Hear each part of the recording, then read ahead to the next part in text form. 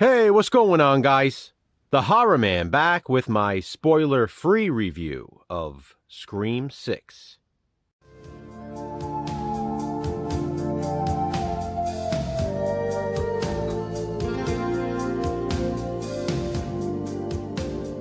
There will be no spoilers in this review, so if you haven't seen the movie yet, feel free to continue watching.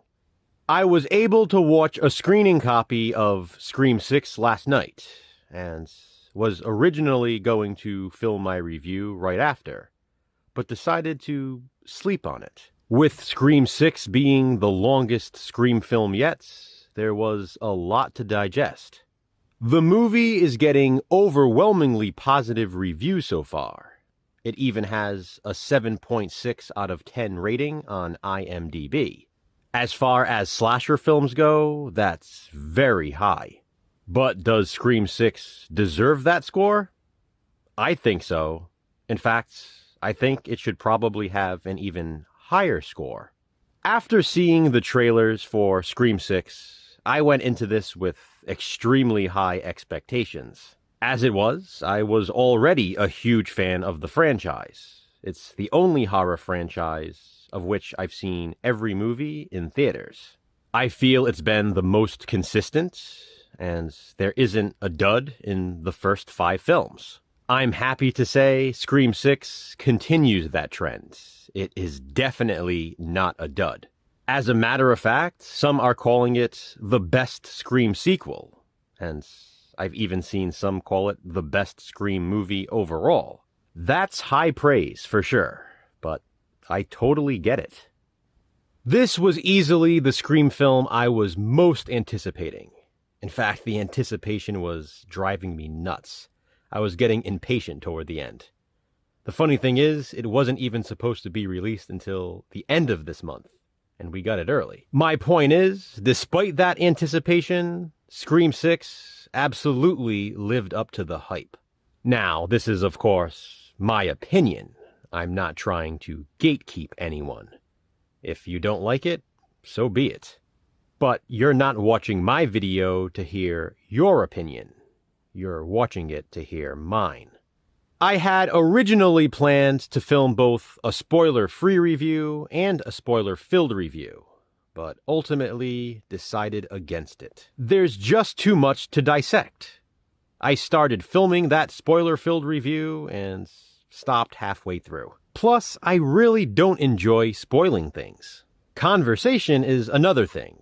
I'd love to discuss Scream 6 further once everyone else has had a chance to see it. But for now, all I can offer you is this spoiler-free review. Now, because this is a spoiler-free review, I won't go into plot details other than what you've already seen in trailers. If you're someone who doesn't even watch those, well, I don't know what to tell you. Obviously, going into Scream 6, we knew that the survivors from Scream 5 were moving to New York. So even if you haven't watched trailers, any marketing material at all already told us that. One of the taglines for Scream 6 is literally, New York, new rules. I love that, by the way. The New York setting allows for some fantastic locations.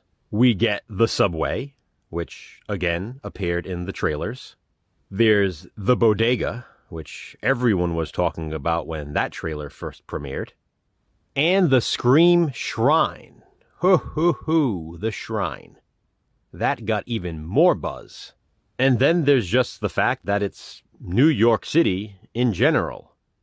Not to mention, the entirety of Scream 6 takes place on and around Halloween. That should be a big plus for a lot of people. It was nice seeing the surviving characters of Scream 5 in another film. Now they're established and we feel like we know them. That to me adds a whole new dynamic. We're not trying to learn who they are. Of course, new characters are introduced as well. That should go without saying. And there are additional familiar faces as well. The kills in Scream 6 are absolutely brutal. With the exception of maybe Olivia's death in Scream 4, this sequel is by far the goriest. While I was watching Scream 6 last night, one word kept coming to mind. Interesting. Another was unique. The trailers promised something different with Scream 6, and I believe that promise was kept. There's an intensity throughout this one that I haven't really seen in the franchise since the opening scene of the original Scream. Yes, there are still comedic elements because it is still ultimately a Scream sequel, but this one is somehow darker than the rest. Speaking of opening scenes, the Scream 6 opening is definitely my second favorite in the franchise behind the original. As I was watching it, I thought, best opening in the franchise. But then I had to take a step back and realize how iconic the original was. And still is, for that matter. That original opening is one of my favorite horror openings of all time. The fact that I even considering the Scream 6 opening the best should speak volumes. There is so much more I want to say, which is why I originally intended to also film a spoiler-filled review. I rather not contribute to the world of spoilers, though. I don't want to ruin anyone's experience. Objectively, Scream 6 is probably the best sequel in the franchise. Is it my favorite Scream sequel? Possibly. I'll have to watch it a few more times to really decide. And with it being a Scream movie, I know I'll be revisiting it more often than most. I love this franchise. I loved the sequel, and I hope you love it too. Have you seen Scream 6? If so, what do you think of it? Comment below and let me know. But try to keep the comments spoiler-free for those who haven't seen it. Thanks for watching, guys. Hit that thumbs up and be kind, subscribe.